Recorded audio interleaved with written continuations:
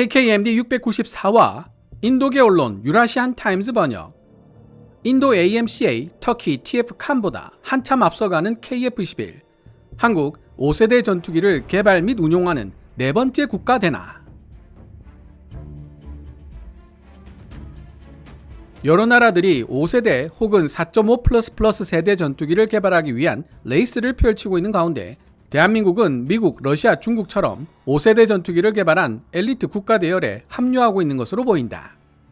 현재로서는 대한민국의 KF-11 보라매가 인도와 터키가 개발하고 있는 5세대 전투기들, 즉 AMCA나 칸보다 압도적인 우위를 점하고 있다.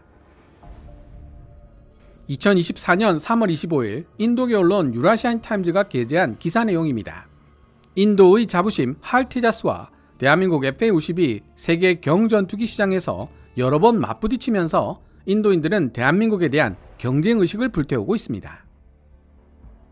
그러나 인도는 K9 썬더 바즈라 100문을 이미 도입한 상태이며 중국 및 파키스탄과의 분쟁에 K9을 배치하여 톡톡히 재미를 본 후 200문을 추가로 도입하려는 움직임을 보이고 있는 나라입니다. 하나 에어로스페이스가 계약에 명시된 기간에 맞춰 100문의 K9 썬더 바즈라를 납품하는 모습을 보고 인도 정부와 언론 모두 혀를 내둘렀다는 사실은 이미 널리 알려진 이야기입니다. 인도계 언론 유라시안 타임즈의 기사를 계속 지켜봐온 한 사람으로서 KF-21 보라매에 대한 인도의 평가는 상당히 후한 편에 속한다는 생각을 하게 됩니다. 유튜브나 언론 보도를 통해 접할 수 있는 터키인들의 KF-21 보라매에 대한 평가는 상대적으로 매우 박한 편이고요. 그런 상황에서 인도계 언론 유라시안 타임즈는 현재 상황으로서는 대한민국의 KF-21 보라매가 인도 AMCA나 터키 TF-칸보다 압도적으로 빠른 속도를 보이고 있다고 평가하는 기사를 게재한 것입니다. 유라시안 타임즈는 한술 더 떠서 여러 나라들이 5세대 혹은 4.5++ 세대 전투기를 개발하기 위한 레이스를 펼치고 있는 가운데 대한민국은 미국, 러시아, 중국처럼 5세대 전투기를 개발한 엘리트 국가 대열에 합류하고 있는 것으로 보인다고 분석하고 있습니다. KKMD 시청자 한 분께서는 이러한 정황으로 미루어 봤을 때 인도가 KF-11 보라매 도입을 검토할 것이라는 희망까지 가져볼 수 있지 않겠느냐고 말씀하셨는데요. 2024년 3월 25일 유라시안 타임즈가 게재한 기사를 먼저 번역한 뒤 이에 대한 제 생각을 말씀드리도록 하겠습니다. 유라시안 타임즈의 기사 내용은 노란색 글자로 제 개인적인 사견이나 역주는 하얀색 글자로 표시됩니다. 지난 3월 22일 대한민국 국방부 관계자들은 올해부터 KF-11 보라매 전투기 20대 양산을 시작하겠다는 제안을 승인했는데 이는 당초 제안된 양산 숫자에 큰 변화가 있었음을 시사한다. 첨단 초음속 전투기인 KF-11은 대한민국 공군의 노후화된 전투기 F4 팬텀과 F5EF를 대체할 예정이다. 20대씩 나누어 양산하기로 한 이번 결정은 지난해 국내에서 개발되고 있는 KF-11 전투기 초도 생산량을 줄여야 한다고 공고한 한국국방연구원 카이다의 보고서에 따른 것이다. 당초 방위사업청은 2015년부터 개발 중인 KF-11 보라매 제작업체인 한국항공우주산업과 2024년 1차 양산분 40대를 생산하는 계약을 체결할 예정이었다. 그러나 지난 2023년 실시된 사업 타당성 조사 이후 KF-11에 탑재될 공대공 미사일과 A사 레이더의 성능 등에 대한 추가적인 테스트가 필요하다는 의견이 부각되면서 올해 2024년 양산 목표가 원래의 절반인 20대로 줄어들게 된 것이다. 계획된 40대의 KF-11 보라매 전투기들 중 나머지 20대는 추가 테스트를 거쳐 이듬해 계약될 예정이다. 익명을 요구한 방위사업청 관계자는 우리는 올해 6월까지 추가 테스트를 완료하고 관계 부처 간 협의를 거쳐 나머지 20대에 대한 계약을 체결할 계획이라고 말했다. 두 번으로 나누어 양산하는 단계적 접근법에도 불구하고 대한민국 방위사업추진위원회는 2022년부터 2028년까지 총 사업비 59억 달러, 한화 7조 9,200억 원으로 추정되는 예산을 투입하여 KF-11 40대 전체를 생산하는 계획을 승인했다. 대한민국 방위사업청 관계자는 시기적절한 KF-11 보라매 실전 배치에 대한 의지를 강조하면서 최종 생산량에는 변함이 없다는 사실을 분명하게 밝혔다. 사업이 계획대로 진행된다면 대한민국 공군은 2026년 하반기에 KF-21 양산 1호기를 전달받을 수 있을 것으로 예상하고 있다. 대한민국은 다가오는 미래를 대비해 2032년까지 총 120대의 KF-21을 운용하겠다는 포부를 가지고 전력 규모를 더 크게 확장시키는 것을 목표로 삼고 있다. 방위사업청은 KF-21이 F-35와 같은 최첨단 전투기와 합동작전을 펼칠 수 있는 호환성을 가지고 있다는 사실을 강조하면서 KF-21 보라매 프로젝트는 대한민국 공군의 전력 증강에 크게 기여하게 될 것이라고 낙관했다. KF-21 보라매 전투기의 진척 과정. 보라매 전투기는 대한민국 공군의 중추가 될 것으로 보이며 북한의 잠재적 위협에 대응하기 위해 고안된 전략인 삼축 방어 체계를 확대하는 데 핵심적인 역할을 맡게 될 것으로 기대된다. 2015년부터 개발되고 있는 보라매 프로그램은 2020년 시제기 조립이 시작되면서 상당한 탄력을 받았다. 한국 정부는 한국항공우주산업 카이에 KF-21 전투기 생산을 맡겼고 FA-50 경전투기 개발 사업에서부터 시작된 사전 협력을 바탕으로 미국 록히드 마틴에게 기술 지원을 요청하기도 했다. KF-21 보라매는 2022년 7월 초도 비행에 성공했다. 이후 방위사업청은 보라매 시제기 6종류에 대한 다양한 성능 평가를 실시하는 등 KF-21에 대한 엄격한 테스트를 진행해왔다. 2023년 1월 KF-21 보라매는 처음으로 초음속 비행 테스트를 실시했다. 최근 CJ-5호기가 첫 번째 공중급유 테스트를 성공적으로 완수하며 보라매 프로그램에 또 다른 이정표를 세우는 동시에 KF-21의 전투력 향상 작업이 본격적인 궤도에 올랐음을 알리는 신호탄을 날렸다. 비행 및 지상 그리고 몇 가지 추가 평가를 포함하고 있는 테스트들이 2028년까지 계속될 예정이며 이와 동시에 KF-21 1차 양산분이 공대공 임무를 수행하기 위해 대한민국 공군에 실전 배치되기 시작할 것이다. 지속적인 테스트와 개발 노력을 통해 KF-21 보라매는 현대 안보 위협에 효과적으로 대응할 수 있는 능력을 강화시키고 있으며 대한민국 공군의 강력한 자산으로 떠오를 준비가 되어 있는 상황이다. 여러 나라들이 5세대 혹은 4.5++ 세대 전투기를 개발하기 위한 레이스를 펼치고 있는 가운데 대한민국은 미국, 러시아, 중국처럼 5세대 전투기를 개발한 엘리트 국가 대열에 합류하고 있는 것으로 보인다. 현재로서는 대한민국의 KF-21 보라매가 인도와 터키가 개발하고 있는 5세대 전투기들, 즉 AMCA나 캄보다 압도적인 우위를 점하고 있다. KF-21의 기체는 4세대 전투기보다는 우수한 스텔스 성능을 지닌 것으로 알려져 있지만 현 상황에서는 F-35 같은 5세대 전투기의 성능에 미치지 못한다. 현재 KF-21은 내부 무장창을 탑재하지 않고 있기 때문인데 향후 내부 무장창 탑재를 포함한 미래 업그레이드 계획이 존재하고 있어 대한민국이 KF-21을 5세대 전투기로 재분류하게 될 가능성도 충분하다. 예정된 대로 KF-21에 대한 업그레이드가 이루어지게 되면 대한민국은 세계에서 네 번째로 5세대 전투기를 개발 및 운용하는 국가가 될 수 있다. 한편 대한민국 국방부는 미국의 거대 방산업체 보잉이 제작한 F-15K 전투기에 대한 성능 업그레이드 프로젝트도 함께 추진 중이다. 2034년까지 진행될 이번 사업의 목표는 F-15K의 장거리 작전 능력과 무장 능력을 강화하는 데 있다. 게다가 한국군은 함대함 탄도미사일의 자체 개발을 적극적으로 추진하고 있다.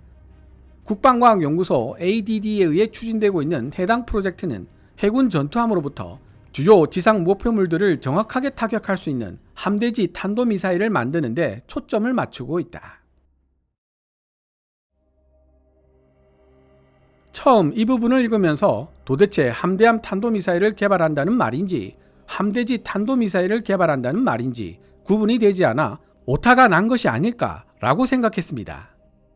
하지만 김민석 한국국방안보포럼 연구위원이 2023년 7월 10일 비즈한국에 게재한 기사를 통해 의문이 해결되었는데요.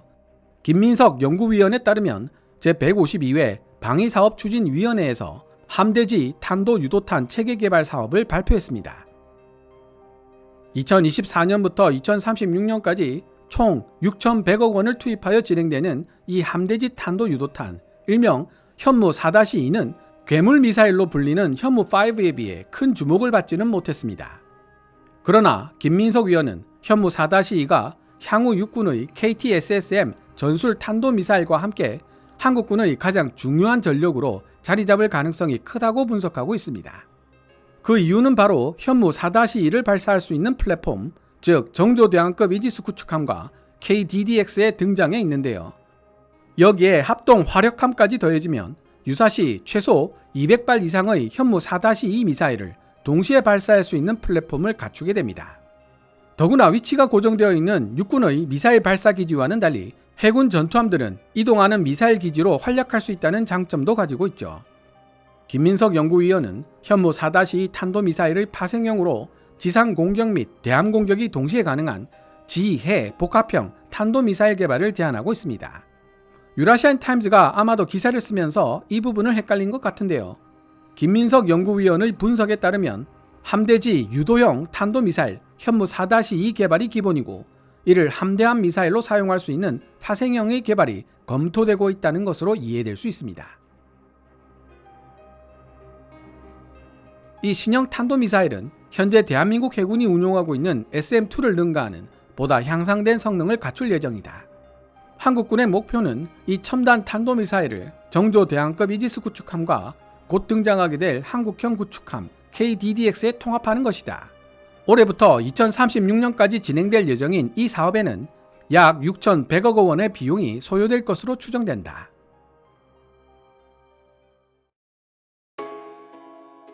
지금까지 2024년 3월 25일 유라시안 타임즈가 게재한 기사 First country with 5th generation fighters, South Korea's KF-21 inches toward elite league. 5세대 전투기를 개발할 수 있는 네 번째 국가, 대한민국 KF-21 엘리트 리그에 한 발짝 더 다가서다를 번역해 보았습니다. 서두에서 인도가 KF-21 보라매를 구매할 가능성에 대해 잠시 생각해 봤는데요. 흥미로운 추론을 시작하기 전에 몇 가지 확인해야 할 사항들이 있습니다. 인도가 개발하겠다는 5세대 전투기 AMCA와 대한민국 KF-21 보라매 그리고 프랑스 라팔과의 관계입니다. 인도는 AMCA로 대체할 기종을 러시아에서 도입한 270여 대의 수호이 30MKI로 지목하고 있습니다.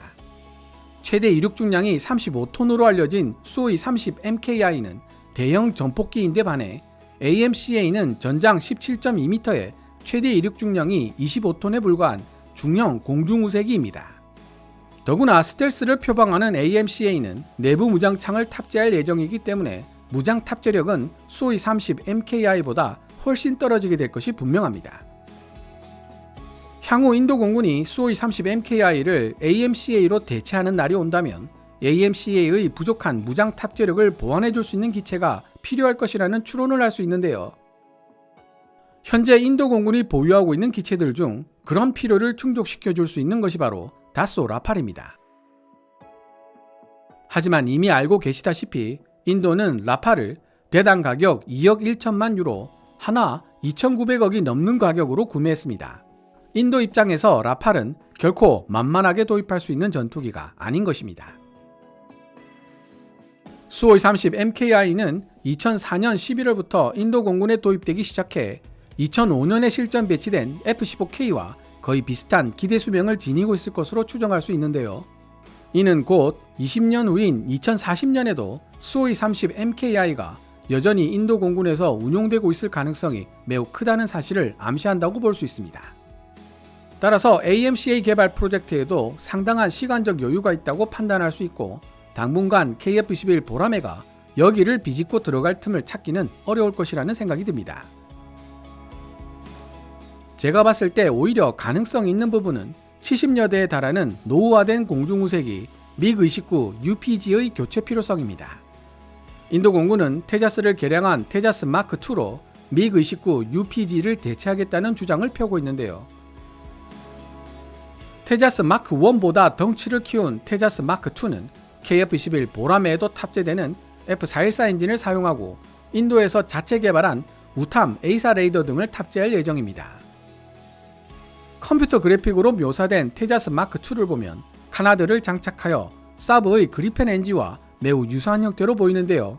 실제로 인도는 그리펜 CD를 그리펜 NG로 확장 개량했던 사브의 선례를 그대로 답습하고 있는 것으로 보입니다. 그렇다면 그리펜 NG에서 등장했던 문제가 그대로 테자스 마크2에도 등장할 개연성이 높다고 예상할 수 있습니다. 그것은 바로 대당 가격의 폭등입니다. 거기더해 인도 정부가 발표한 타임라인대로 테자스 마크2의 개발이 진행될 수 있을지 여부도 알 수 없는 일입니다.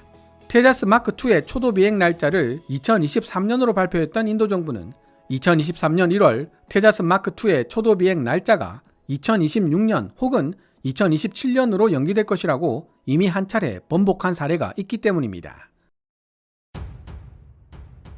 이렇게 1. 테자스 마크2의 개발 완료 시기가 예상보다 많이 늦어지고 2. 단발 엔진 전투기 테자스 마크2의 도입 가격이 쌍발 엔진 전투기 KF-21 보라매와 비슷하거나 더 높은 가격에서 형성될 뿐만 아니라 3. 중국 및 파키스탄과의 갈등 수위가 지금보다 첨예하게 높아져 인도의 안보 환경이 급박하게 돌아가는 세 가지 조건이 모두 갖추어진다면 인도 정부가 KF-21 보라매에 대해 관심을 보일 가능성이 있을 것 같습니다. 그만큼 어려운 일이 될 것이라는 뜻이죠. 오늘 KKMD에서 준비한 내용은 여기까지입니다. 시청자 여러분들의 좋아요와 구독 그리고 광고 시청은 KKMD의 미래를 위한 양식이 됩니다. 후원 멤버 및 슈퍼땡스로 후원해주시는 고마운 분들의 댓글은 항상 감사한 마음으로 챙겨 읽고 있습니다. 방송되었던 내용들은 KKMD 공식 블로그에서도 만나보실 수 있으니 구글이나 네이버 검색창에서 KKMD를 검색해 보시기 바랍니다. 지금까지 시청해 주셔서 감사합니다. 케빈즈 밀리터리 채널 KKMD